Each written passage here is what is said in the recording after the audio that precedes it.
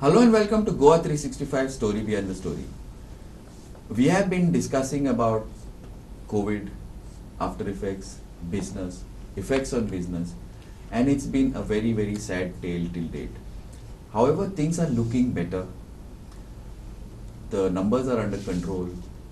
Business is slowly starting, at least the political class is beginning to get some guts and start pushing business to start. So to discuss this and various aspects, how it's going to be on the for the next couple of years or maybe for the foreseeable future, are with us TTAG Chief Nilesh Shah, Dr. Lenny Da Costa, and Advocate Seola Vas from Margao. Now, I would like to start with Nilesh first, because Nilesh has been pushing for opening of the tourism sector. He's been here talking about charters and various things. So now, Nilesh, I would like you to kick off this discussion on what is the way forward. What do we do? Do we hide?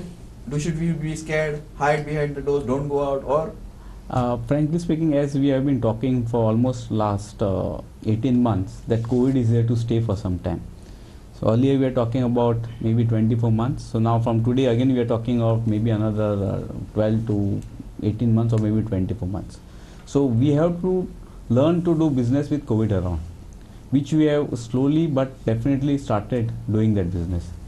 And best part is the majority of the Goan population is already have taken first vaccination, and that is a way forward, because ultimately government whatever requests we ask for some doles or some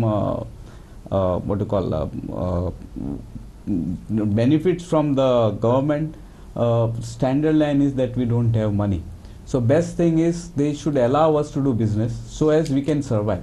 One thing is very clear, that we all are on survival mode, that is as far as tourism industry is concerned, and it will take a while before we start reviving and thriving.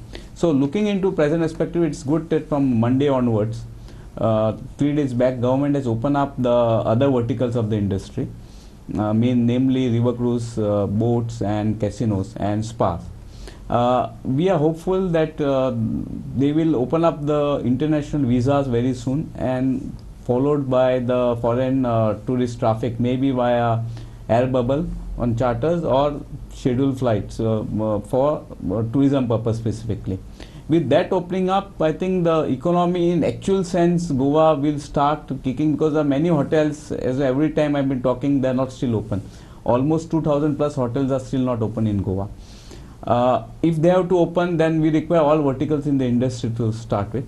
But it's good sign. There are a lot of, if you see, there are a lot of events already started happening in Goa. So automatically with events coming in, casinos opening up, the gradually we'll see the increase in the rise of the occupancy in the hotels.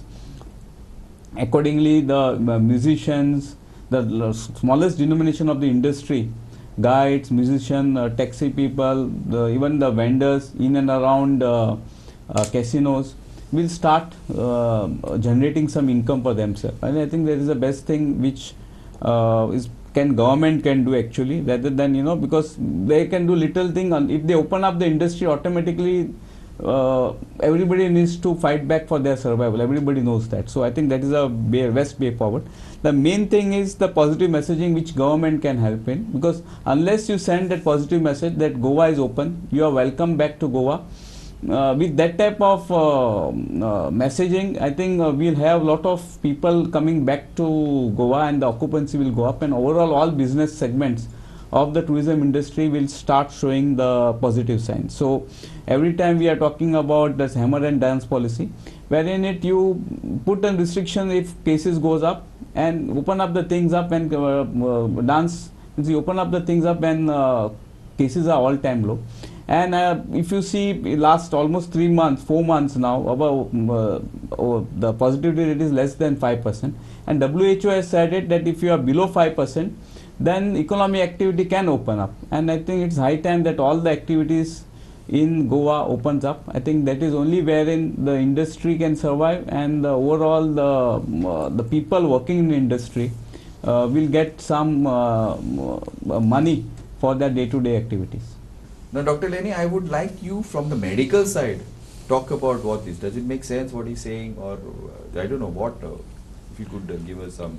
See, Glenn, there are insight into two aspects of this whole thing. One is where the medical profession is scared because they really don't know what to do when a kind of a wave comes. Having said that, we also know that this probably is going to happen over the next 2-3 years. You are going to get a lot of these waves coming and going. How do you actually shut the whole place down? The reason being, today we are seeing far more people, because of the economic strife that is going on, because of the way that their economy has been affected, their earnings capacity has gone down. Many of these people are actually suffering from things like heart disease very early. Because of the stress, they are getting diabetes, and their diabetes is uncontrolled. I'm seeing this. I'm seeing this in younger patients who are not working or who are having problems with their business, who are having stress. And the first thing they say is, "Doc, there's too much of stress these days. We don't have time even to go and look after our health." More than that, there are lots of others who are in depression, and that is going to play a huge role going forward for the next 3-4 years.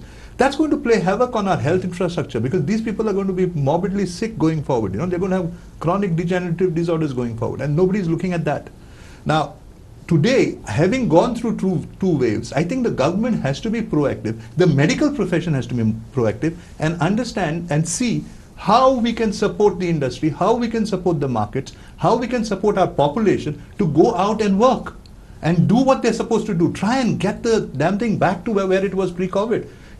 People say, you'll never go back to pre-COVID. If you're not going to try, you're never going to go there. Whether it be the government, whether it be the medical profession, whether it be the private sector, we have to sit down and figure out how to circumnavigate this whole thing, how to veer around this challenge. I was just going through some of the statistics that happened on 8th of September. I'll just give you the figures. Statistics or all over? It is just look at India per se, okay? In the US, you have 328 million total population. And in India, just 6 states, that's UP, Gujarat, Delhi, Chhattisgarh, Haryana and Jharkhand, the population is about 406 million. Now on 8th September, these 6 states reported 0 deaths. But a country which is the whole of US has reported 2,000 odd deaths with a smaller population. US is fully open. They are willing to work around this challenge, allow their businesses to kind of flourish and do what they have to do. Because at the end of the day, you need to earn and you need to live. You can't be just locked up like they're doing it in New Zealand and Australia. See the state of people in Australia. There are people who are committing suicides. You can't do the same thing here. See, nobody is interested in coming to Goa if you're not going to welcome them. You're going to close down tourism, people are going to be out of jobs. 80% of the unorganized workforce depends on tourism. Yeah? Absolutely, yes. And nobody is looking at them. They don't even have any way to earn. You have to find a way to help these people out. I'm talking about us as doctors, and I'm talking about the government, the government machinery as well. And if we don't do this, we're going to have a very sick population going forward, even after COVID goes. All right, and today we are not even looking at numbers of malaria deaths, and probably we have more number of malaria cases in Goa and more dengue cases in Goa than the number of COVID cases. Yet we are putting in restrictions, and the restrictions are still in place. I would like to get in Advocate Seola on this. What do you think now? The collectors have issued orders. They've issued 144. They've issued so many things. So why you think? And is this going to be a big hindrance for Goa getting back on its feet? At present, it is a hindrance. Of course, when the pandemic started, all of this made sense because there was fear of something unknown, and it was taking lives, and very recently during the second wave also, it took many more lives, and so it made sense at that time. But all of these orders are subject to circumstances.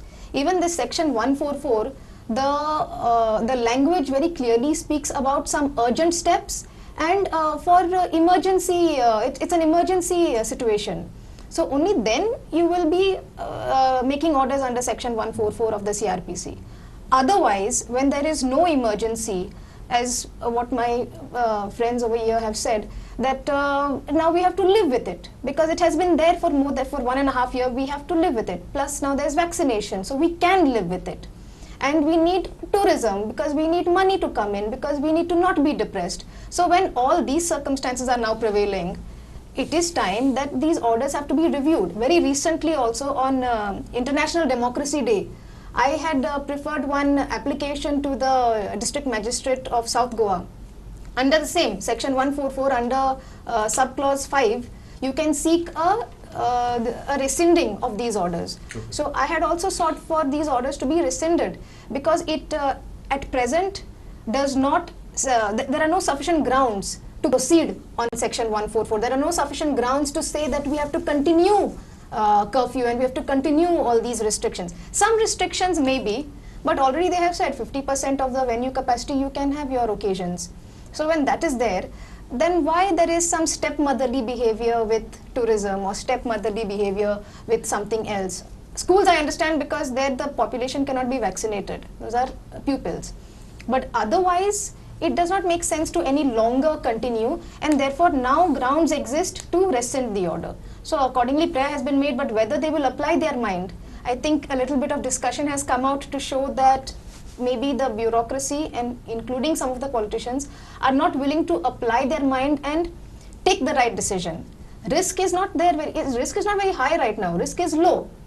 Plus even the Spanish flu, if you do studies on the Spanish flu and other pandemics that have existed, SARS was there, you can make out that the third wave has the least amount of fatalities, least amount of casualties. There will be though, but least amount. So now there is not much to fear in terms of the third wave. It's going to be less than the first wave. By now we are equipped, so we can, but it's a risk. But the risk has to be taken depending on whether the government is prepared or not. Maybe they are unprepared. One point also comes from there is that I would like to make a point which I just touched briefly, is that today the bureaucracy, the government, there's a lot of government in Goa, a lot of governance, everybody wants a government job.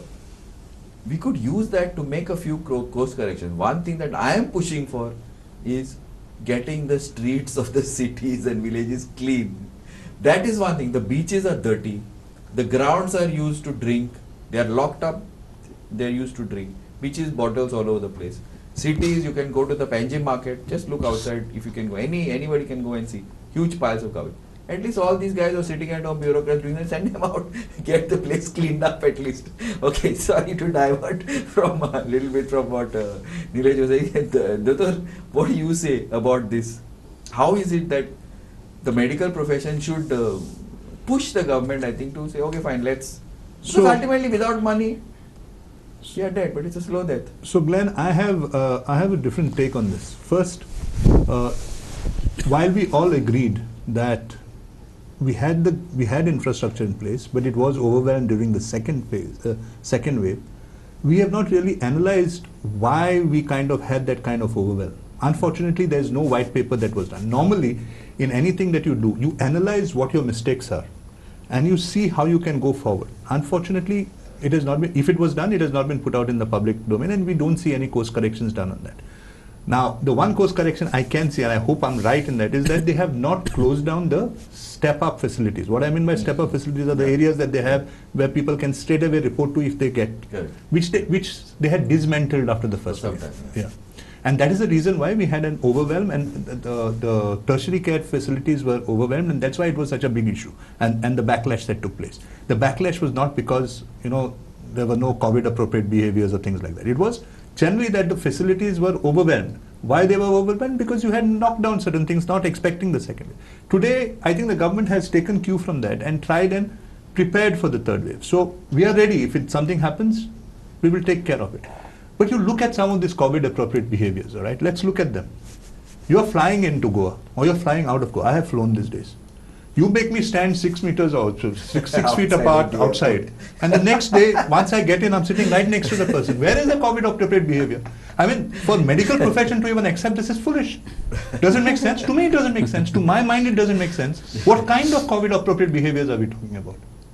Right? And then when the people come in, you want to check their tests, you want to check how many people don't get RT-PCR tests and other tests done without doing the test? How many people are not getting those? That's just a money-making sham.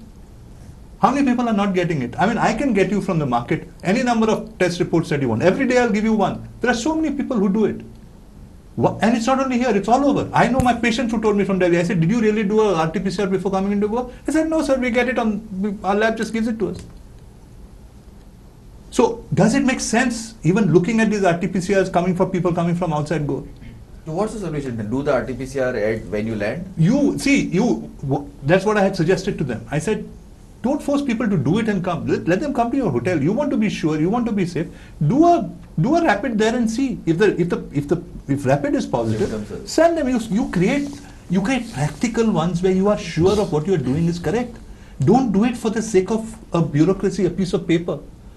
I'll tell you what happens. The other day, a friend of mine, rather my nephew, went all the way to Bhatkal for a wedding. He crossed the Goa border. There they checked the RT-PCR. What happened beyond that?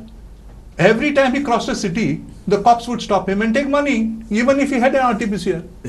So this is more of a thing for bribery to increase rather than to take care of people's problems. And if that is going to happen in Goa, forget tourism. You will forget these tourists coming to Goa, other than a few Indians coming here to have fun. You will forget the foreign tourists coming, because there are too many destinations across the world who have lowered their prices down and who are competing with Goa, and you will not get any of these tourists coming to this destination. There are so many around us.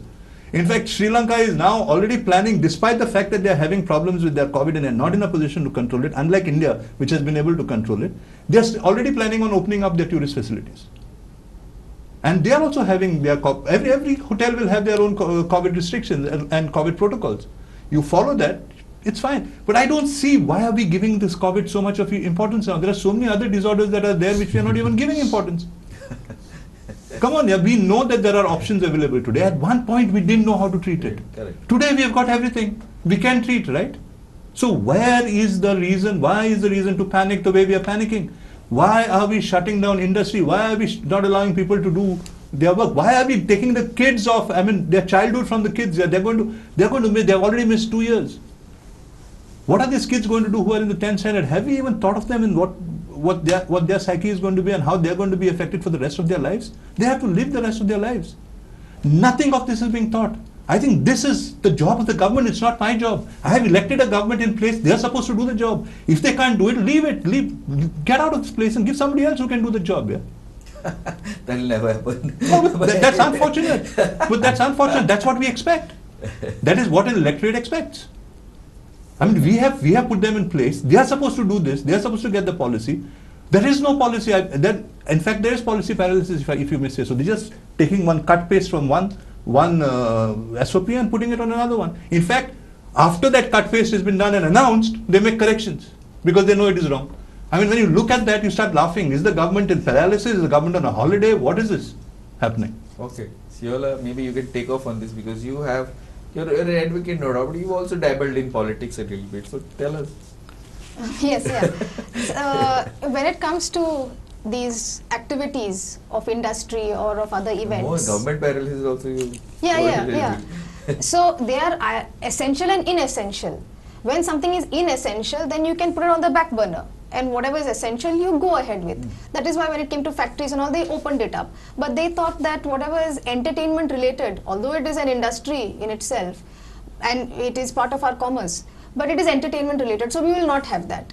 So their due consideration was not given. I was very shocked. This is now about India. I was very shocked when the COVID pandemic first came, where the courts completely shut down, yes. As if to say that justice is inessential. And if justice is inessential, I chose this profession because it's a noble profession. I would help people, and then the government of India tells me justice is inessential. What a slap in the face! I don't think anybody's actually thought of this point. Yes, good. Yeah. So there is something that is not going right in the way that these things are implemented, that these things are thought of. We have the preamble which tells us that equality, liberty are inalienable. They are part of your human nature. It is recognized by the Constitution of India. So when liberty is so inalienable, how you have alienated it from us, and by use of all these mechanisms. Today, if I go out and I decide to protest about something, there will be action against me under Section 188. Why and how? Earlier, I get it, I understand, so there is no problem. But now, why and how?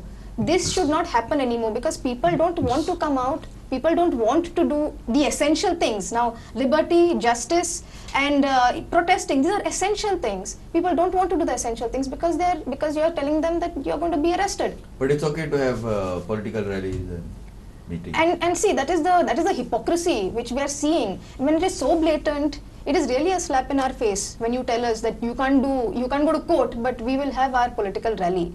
You know, so those are the things. Anyway, building on what doctor said, at the border, I think recently some reports have come out that at the border bribes are taken, and then they are getting fake certificates, RT-PCR fake certificates.